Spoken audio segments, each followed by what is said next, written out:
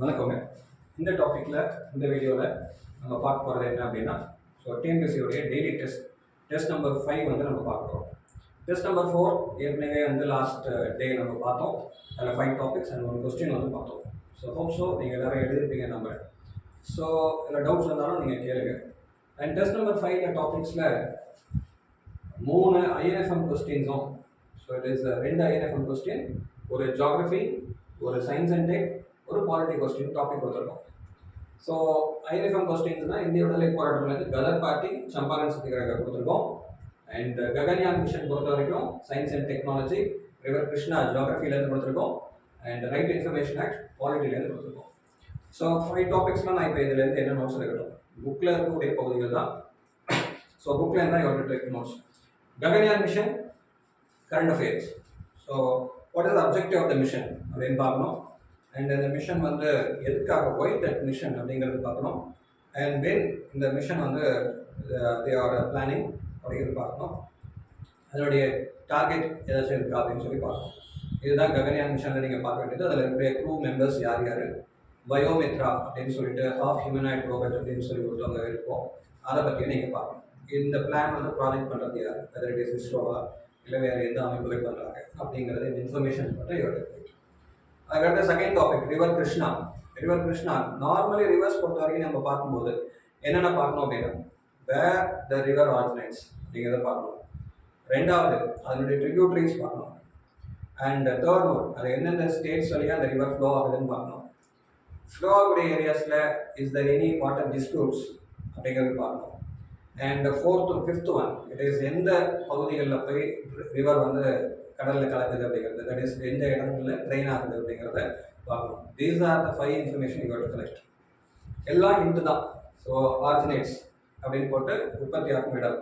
ரெண்டாவது, ஸோ மாநிலங்கள், எந்தெந்த மாநிலங்களில் ஃப்ளோ ஆகுது அப்படிங்கிறது, ஸோ ஃப்ளோஸ் த்ரூ அப்படின்னு போடுவாங்க. தேர்ட் ஒன், கிருஷ்ணாவில் வேறு என்ன அப்படின்னா ட்ரிபியூட்டரிஸ் ஆஃப் கிருஷ்ணா அப்படின்னு போட்டுருக்குங்க. ஸோ அதுக்கு அடுத்தது டிஸ்பியூட்ஸ் அப்படின்னு போட்டுருவாங்க, வாட்டர் டிஸ்பியூட் அப்படிங்கிறது, அதோட சேர்த்து ட்ரெயின் ஆகுது பகுதி எங்கே அப்படின்னு மட்டும் ஹிண்டாக எடுத்திங்கன்னா ரீகலெக்ட் பண்ணுறது ஈஸி. இல்லைன்னா புக்லேயே அப்படியே வச்சு படிச்சுக்குவோம் கிருஷ்ணா ரிவர் பற்றி. Champaran satyagraha, to read Champaran satyagraha. What is that satyagraha, எந்த வருஷம் நடந்துச்சு, ஐஎன்எஃப்எம் கொஸ்டின்ஸ் எந்த வருஷம் நடந்துச்சுங்கிறது முக்கியமாக பார்க்கணும். சம்பாரன் சத்தியாகிரகோடைய இம்பேக்ட் என்ன, தாக்கம் என்ன, positive impact, negative impact.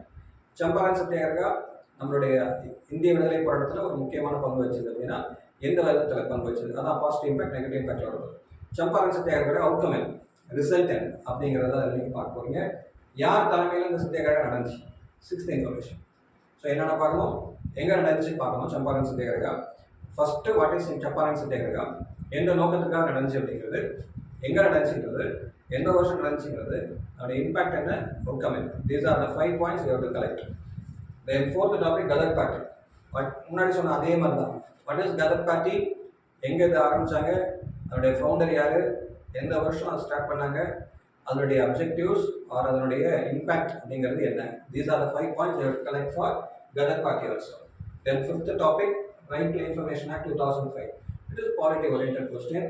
RTI படிக்கும்போது நம்மளுடைய சென்ட்ரல் இன்ஃபர்மேஷன் கமிஷனும் சேர்ந்தாப்ப வரும். ஸோ ஆர்டிஐ பொறுத்த வரைக்கும் வாட் இஸ் ஆர்டிஐ அண்ட் எப்போ அந்த ஆர்டிஐ கொண்டு வந்தாங்க, what is objective of RTI, ஆர்டிஐனுடைய இம்பேக்ட் என்ன, அண்ட் ஆர்டிஐனால அதனுடைய அப்ஜெக்டிவ்ஸ் ஃபுல்ஃபில் ஆச்சுன்னு கேட்டால் அதெல்லாம் mains question. So basic things. So 5 விஷயம் என்னென்ன, first thing it is what is RTI and objectives of RTI. Third one, it is எந்த வருஷம், ஆர்டிஐ இம்ப்ளிமெண்ட் பண்ணுறதுக்கான ஏஜென்சி பேர் என்ன, அண்ட் ஆர்டிஐ எத்தனை நாளுக்குள்ளே நீங்கள் ரிப்ளை கொடுக்கணும், ஆர்டிஐ அப்பீல் பண்ணோன்னா எத்தனை நாளுக்குள்ளே அப்பீல் பண்ணணும், அப்பீலுக்காக இருக்கக்கூடிய ஏஜென்சி பேர் என்ன அப்படிங்கிற இன்ஃபர்மேஷன்ஸ் இந்த இதில் நீங்கள் கலெக்ட் பண்ணணும். எல்லாமே ஹிண்ட்டு. அதில் இருக்கக்கூடிய ஹிண்ட்டுக்கான வேர்ட்ஸ் எவ்வளோ இருக்கணும் அப்படின்னா, ஒத்த லைனில் இருக்கணும், ஒரு 3 வார்த்தை இல்லைன்னா 4 வார்த்தை. அதில் நீங்கள் எடுத்தீங்க அப்படின்னாலே it will be well and good. இல்லைன்னா ஸ்கூல் புக்கில் அப்படியே எடுத்து படிக்க வேண்டியதான், அதில் கீவேர்ட்ஸ் மட்டும் நோட் பண்ணி வச்சுக்கோங்க. இதெல்லாம் அப்படியே பிலிம்ஸ் கொஸ்டினுங்க. பிலிம்ஸில் இந்த 5 இன்ஃபர்மேஷன் அப்படியே பிலிம்ஸில் கேள்வியாக கேட்கலாம். Right, next one mains question. What are B complex vitamins, enumerate the biological functions of these vitamins. Why are B complex vitamins are essential. இது வந்து டிஎன்பிஎஸ்சில கேட்கப்பட்ட கேள்விங்க. 15 மார்க்ஸ் கேட்கப்பட்ட கேள்வி. ரைட்டா? ஸோ 15 மார்க்ஸ்லையோ குரூப் 12 மார்க்ஸ்லையோ கேட்கலாம். இதை நம்ம வந்து 15 மார்க்ஸ்னு வச்சுப்போம், 12 மார்க்ஸ்னு வச்சுப்போம். 15 மார்க்ஸ் வச்சுட்டீங்கன்னு வச்சுக்கோங்க. What are B complex vitamins அப்படின்னு எடுத்தோம் அப்படின்னு வச்சுக்கோங்க. 12 மார்க்ஸ்னு வச்சு கேல்குலேட் பண்ணுவோமே. 12 மார்க்ஸ் எடுத்துட்டோம்னா பி காம்ப்ளெக்ஸ் விட்டமின்ஸ் அப்படிங்கிறது 2 mark. Enumerate the biological functions of these vitamins, 5 marks. Why are B complex vitamins essential? 5 marks. இதில் நீங்கள் மெயின்ஸ் ஆன்சர் எழுதும்போது பெரும்பாலான ஆன்சர் எழுத போகிறீங்க எப்படி எழுதுறீங்கன்னா வெறுமனே பி காம்ப்ளெக்ஸ் விட்டமின்ஸ் போட்டு அப்படியே 15 பாயிண்ட்ஸ் எழுதுறீங்க. அப்படி எழுதக்கூடாது. ஸோ இதில் நீங்கள் எழுதும்போது ஹெட்டிங் கண்டிப்பாக இருக்கணும். பி காம்ப்ளெக்ஸ் விட்டமின் அப்படிங்கிறது ஒரு ஹெட்டிங், இது ஒரு ஹெட்டிங். இதுக்கு அட்லீஸ்ட் ஒரு 4 பாயிண்ட்ஸ் கொடுங்க. What are B complex vitamins or 2 points கொடுங்க. At least 2 points. And what are enumerate the biological functions of this vitamin?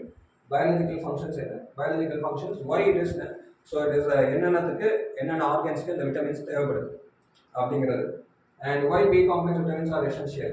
So diseases பற்றியும் அது இல்லைன்னா என்னென்ன பாதிப்பு ஏற்படும் அப்படிங்கிறது. இது உங்களுடைய ஸ்கூல் புக்கில், பயாலஜி புக்கில், சயின்ஸ் புக்கில் டேப்லெட் காலமாக கொடுத்துருப்பாங்க. அந்த டேப்லெட் காலமை ஹெட்டிங் போட்டு எழுதணும். பயாலஜிக்கல் ஃபங்க்ஷன்ஸ் என்னென்ன பண்ணணும் அண்ட் பி காம்ப்ளெக்ஸ் விட்டமின்ஸோட எசென்ஷியல். நீங்கள் வெறும் அந்த டேப்லெட் காலம் அப்படியே எடுத்து எழுதுனீங்கன்னா மார்க் வராது. சப்ஹெட்டிங்ஸ் கொடுத்து எழுதணும். இதுக்கான சோர்ஸ் வந்து சயின்ஸ் புக்கில் டேப்லெட் காலமில் இருக்குது. I think it is in 9th or 10th book நினைக்கிறேன். I not sure. So science புக்கில் இருக்குது இது டேப்லெட் காலமாக. ஸோ இதுதாங்க. ஸோ இதை எழுதுங்க. அண்ட் டவுட்ஸ் இருந்தாலும் நீங்கள் கேட்கலாம். ரைட். ஸோ நாளைக்கு நம்ம Day 6 டாபிக்ஸில் we will meet. Thank you.